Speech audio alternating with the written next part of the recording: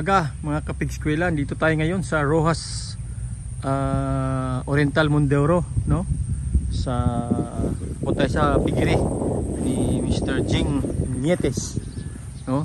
Siya po yung ating MLS 30 user na kung saan ay nung nagkatamaan dito, actually naubos ng ASF at ng stamping out activities ng LGU ang mga baboy dito.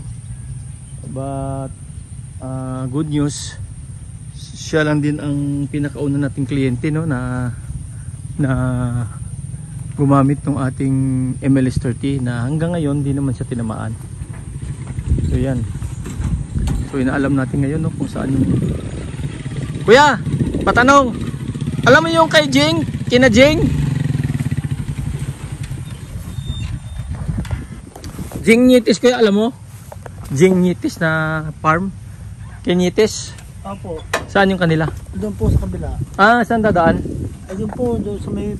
Ano po? Bali kakaliwa ko doon? Opo, hanggang sa may flooring na yun doon. So yung kanto na pag ganun doon, pinakaunang kanto dyan, yun. Opo, bago po kayo pumasok dito, di ba may kasama? Oo, ganun. Kakanan ako. Sabi niya daw, nasa kanan daw sila eh. So yung bahay dito. Kasi daw yung dito ay kapatid niya.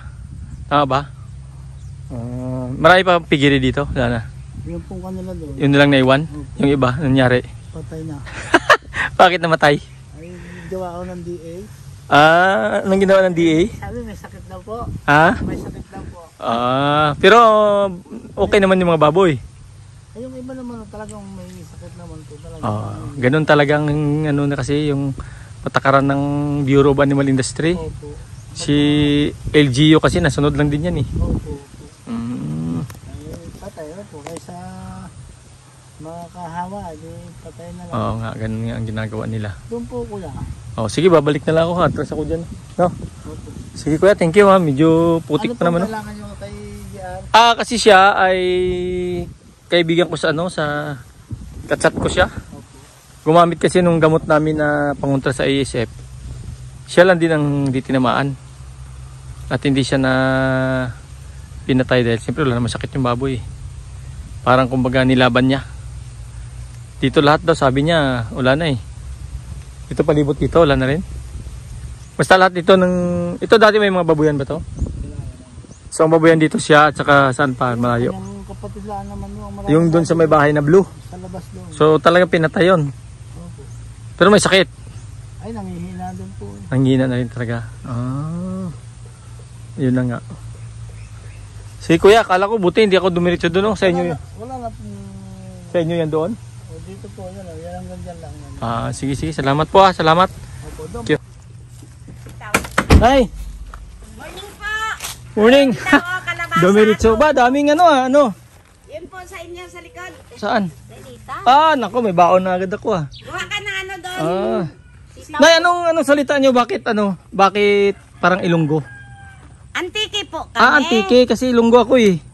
Kaya kaya naiintindihan ko yung Ilonggo. Antike pala. Yung Rojas lahat yan antike? O hindi naman lahat? Hindi ho lahat.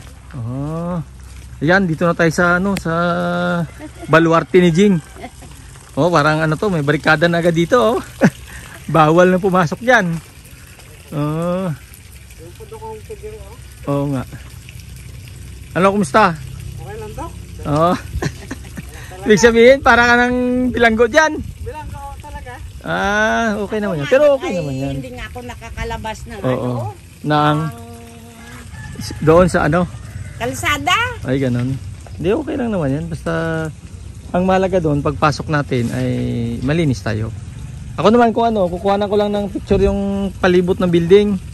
Kasi gusto ko ipakita sa mga tao na kapag nakahanda ka, may mga net ka, mga gamot tayo, hindi ka talaga basta-basta matatamaan. Di ba? Ibig sabihin, Dok, papasok kayo doon? Hindi, dyan lang sa labas. Iikot lang ako, Jing, doon. Ay, naman lang kami ikutan. Hindi, dyan lang sa labas para medyo natin. Pa-close up. Huwag ka makalala, wala ta virus huwag ka na magkumusta sa akin. May nakahawak ako. Huwag ka magkumusta ha. Tara, doon ta, samahan mo ako doon. Nagpasok kami ng kapit. Anong pitch mo gamit dito ngayon? Binababa namin. Ganda naman ng mga tanim mo pala Gaganda sa'yo to? Sa'yo yan? Sa kay mama ko. Kaya nga, ang ganda ng mga ano niya ngayon, ano? Galing. Ilong Ngayon ang kalabasa. Oo. May yung kalabasa din. Oo. So ito, wala ka katabi dito ng mga pigiri. Wala po. Ayan doon sa malayo na yon. Ayan dyan, ang boss na yan dyan. May mga baboy dyan. Ang boss na yan. Oo. So Nang nakapaikot na barangay dito sa akin, boss na. talaga ikaw lang iniwan. Ako lang. Oh, buti hindi nila pinasok talaga. So ibig sabihin yung may mga baboy ngayon talagang tinitira pa rin ni Isip. Tinitira pa po. Oh, ganun ba yan? Dito ang malayo na rin sa akin, mga 3 barangay na ang nakalayo sa akin eh. Kaya medyo safe Oh. na. So yan, naikot na yung ano mo dyan. Dito lang tayo, hanggang dyan lang. Saan ka natulog? Dyan lang. Dyan lang po. Pero pagpasok mo dyan, may mga putbat ka. Oh, lagi yun. Tsaka may alcohol ka. Ayun. Ibigyan mo ako. Yan. Kasi dapat talaga yan, sigurado talaga dapat. No? Sa pag-iingat naman yan. So ito na yung pinaka-perimeter fence mo. Para hindi makapasok yung mga Ako, nilalagay ko doon sa mga daanan namin. apog to. Kaya yan ang mga napuputik yung mga daan na yan. Ay, ito, babuyan mo pa rin. Ito, So hindi makapasok ang ano dyan, ang ang mga ibon talaga. hindi po. Silyado mo na yan. Paikot. Paikot talaga yan. Sa ilalim, nagkabutas gawa nung naglusot yung baboy na naglalabas kami dito. Oh, pero hindi naman naayos mo na rin. Ibig sabihin, talagang ano, kumpleto siya na naka-shield lahat. Oh. Ito yung sabi mo sa akin na hindi makapasok ang aso eh, screen nga. Oh, yan. Saka aso, manok yan dapat eh. Yung Wala man manok dito. wala dito. Tapos yung mga ibon dito nilason ko, halos wala na. Nilason mo. Paano mo nilason? Yung ano, yung pang spray sa tubigan. Oh, pang-spray sa yung insecticide. Oh, tapos Hinalo ko doon, tapos tinapon ko lang dyan sa mga bubong. sa page. Opo. So namatay talaga sila. Ubos, oh. Pero wala nang bumabalik din. Mayroon may ilang pera. Talagang ano ah. Pero hindi naman nakakapasok. Hindi naman. Kasi yung sa taas ng bubong nilagyan ko ulit ng spray. Nga ano. Pero sa baba, hindi naman sila magladaan dyan. So ibig sabihin siya may naiwan na mga babuyan dito na hindi napatay. Yung likod ko naman, ganito din yung tubigan din. Tubigan din. Kaso masukal sila ngayon. Tapos So- yun ang kinakabahan ko dahil sari-saring tao nagatabas dyan kasi gano'n yung tubigan. Pero ano, hindi ka naman. Pagitan kaming ilog. Oo. Pero hindi ka naman sinabihan ng taga-munisipyo na papatay na namin yung baboy mo Hindi kasi naman, bali-balita lang na uubusin ang baboy dito. pero Pero naman, oo nga, una-una wala namang sakit. wala nga po. Kasi dami na ako nailabas eh, 61 na eh. Oo, dito lang lokal. Opo. Tapos yun nga mga tuloy pa rin ang paanak ko. Nakapaanak ako ng 49 piraso na. Ngayon, galing. Pero marami Pero sir, tuloy-tuloy yung gamot na MLS 30 natin, ginagamit mo. gamit ko pa rin. Paano mo ina-apply yun? Manumano, pag halimbawang maglagay ng tubig yung buhay ko, tapos pagkain, ako naman ang gasunod Naganasundan mo. Sa inahin yun. sa inahin. Paano sa patiner? Yung ultimate powder pa rin po. Yung, So wala kang imilis sa patiner. wala po, wala. Bali ultimate lang. Tapos sa inahin ang may MLS sa inahin. Pero hindi na ako gumagamit ng MLS sa ay ng ultimate sa inahin. Bakit? Okay, buntis ng iba din eh. Antibiotic ako kasi, di ba? Antibiotic yan. Hindi naman siya antiviral. Kaya mga pati na lang. Kasi dati kinakabahan ako sa pinapakita mo eh. Bakit po? Sikipan na sa loob eh. Siguro kung wala kang antibiotic yun, nagkasakit na yun. Kaya nga po ako nagbawas. Gawa ng sobrang gahol na rin kami. Short na talaga. Kaya alas 9 na kami nakakaumagahan gawa ng sa dami. Ang partner ko kasi dyan ay nasa 180 eh. So ngayon, nabawas na nila na, 60 pa lang. 69, ay 61. Balita ko baka makalabas na rin ata eh. Hindi, wala pa. Pero wala nga na ako, Dok. Gawa ng line of 6-5 na lang yan dyan. Ay, wala eh. Ang madami ko ay 2, 3, 4, 5. Ituloy mo na lang yan. Laban lang kumbaga. Ayos ah. Hindi, yung sa ano naman, pwede ka naman maglabas-labas. Pero yun nga, hanggat maaari na medyo mainit pa ngayon ang sitwasyon, medyo dito lang muna. Dito lang po talaga ako. Ay, ang asawa ko tanong ko, hindi ko na nayayakap eh. Aba, Dito lang po talaga. siya. Dapat kasama. Hindi po ako nalabas dito. Pwede ka naman na uwi yan, ligo ka tapos pagbalik mo ulit, ligo ka, din yung damit mo na dito mo na nilabhan, ang gagamitin mo. Huwag yung doon sa bahay nyo kasi baka may contamination din yon. O, tulad yan, mga tsinelas mo, lumabas tayo ngayon, di ba? Okay naman dyan, hindi ka mag-disinfect yan dahil mainit yan, mamatay din yan sa virus eh. Pati yung dito lang, kami lang mismo ang nagdagadaan dyan, dalawa. Ang malaga lang, Jing, tulad yan, ang tsinelas mo, di ba? Kailangan may tsinelas ka pang labas lang. Pagpasok mo, mayroon ka talagang para sa loob lang. Kasi yan, may tendency yan, hindi natin nakikita yung virus eh. May tendency yan na... Yung dito kasi, kami lang talaga mismo. Nagadaan. Tulad dito, hindi natin masabi. Baka may dala kong virus, di ba? Si mama mo napunta sa labas, may dala siyang virus sa paa niya. Oh. Pero ang malaga doon, ikaw. Kasi ikaw pumapasok doon eh. Ang ating... Hanggat dyan lang talaga ako sa gate, hindi ko lumalampas. Ang ating virus kasi naman, hindi naman siya madadala sa hangin.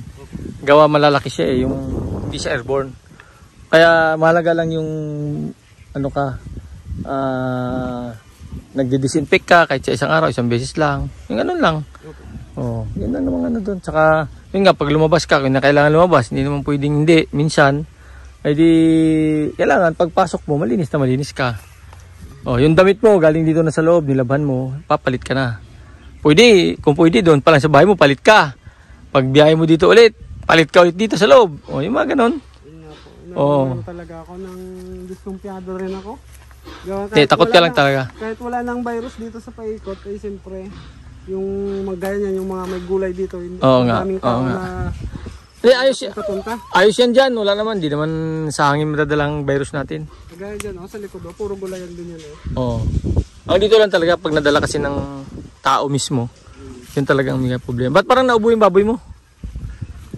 May isa doon. Hira naman po, hindi gaya dati na yung nung hindi ako gumamit yung Ultimate powder, talagang maingay. Grabe. So ngayon medyo ano na. Okay na po naman ngayon gawa ng kasi natakot pa rin ako, sarado. Hindi pag-araw, Jing, tanggalin mo yan. Net lang na iwan. Ang nilalagay ko na, ang binubuksan ko na lang yung dito lang sa harapan. Kasi pag hindi naka true intro ang hangin, delikado rin yan sa sakit sa baga. Yun nga natalo kasi ni mama kaya doon dati. Yung nagkasakit yung nandito ko kasi kulob ng kulob, hindi kami nagbubukas. Yun, dahil nga malakas ang hangin. Sa araw lang naman. Hindi, huwag kang mag-alala, hindi siya madala ng hangin. Yung virus natin. Kasi kung dala ng virus yan, ubos na itong virus, dala ng hangin. Kaya nga, tinan mo, ikaw nandito, secured ka, may mga paghanda ka ginawa. Sila sa labas, wala silang mga gamot, diba? Wala silang MLS-30, o tinatamaan sila. Meaning, kung wala kang, ako nakikita ko, base na rin sa experience ko, wala kang gamot, wala kang net, wala ka halos lahat, tatamaan ka. Yun ang kaya gusto ko sana nga makita rin yung mga tinamaan na farm na gusto ko ipakita na ito yung farm na laging tinatamaan. Walang paghahanda, walang net, diba? At sa'yo nakita mo, diba? Malaking ehemplo ka sa ibang mga nagpababoy natin. Kompleto. May baboy dyan, pag naging infected dyan, kung halimbawa yung ibon, galing doon nakikain sa infected. Yun! Tama yun. Yan na ngayon. Tama yun. Anyway naman, kung makalusot naman yan, makalusot naman yung virus natin, kung pailan-ilan lang, kaya na ng gamot natin yan na nilalagay natin. Gaya kahapon, Dok, may hindi kumain na na dumalaga ko, panic din ako, nilabas ko agad. O ngayon? Buti nga wala akong tagalibing wala kaming tagalibing. Babaon mo na lang sana ulit? Babaon ko sana. Buti nga nung hapon, nag-ingay siya, yun, ganyan, nag-ingay. Pero ginamot mo? Hindi. Yan ang kaingay, naghahanap pala ng lalaki. Naglalandi. Sayang sana, na-disgrasya sana. Paano mo minibigay yung ultimate? Sa tubig? Sa tangke na. Ayun. Pero ano lang, pahingain mo rin. Ito mo yan, naghahanap ng lalaki. Yun pala. Naglalandi pala yun. Naglalandi. Buti nga't wala akong taga-libing kahapon. Nagpanik na rin ako. Ang gawin mo kasi hindi naman tuloy-tuloy na kasi ito, Jing eh. Sabi, gawa ka ng pen sa labas. Yun parang gawin mo parang hospital. Isolation pen, gawa na tawag natin. Mayroon ako doon sa likod, Dok. Di yan tapos balutin mo ng pino na net, yung parang moskitero. Para hindi makapasok ang langaw doon. Kasi yung langaw, dadapo sa ihi niya. Kunyari, infected siya ng kahit anong sakit. Kunyari, ASF. Yung ihi niya, dumi niya, may virus yan. Na pag napunta yung langaw mo doon, malapit lang kasi yan, dadalhin niya sa loob.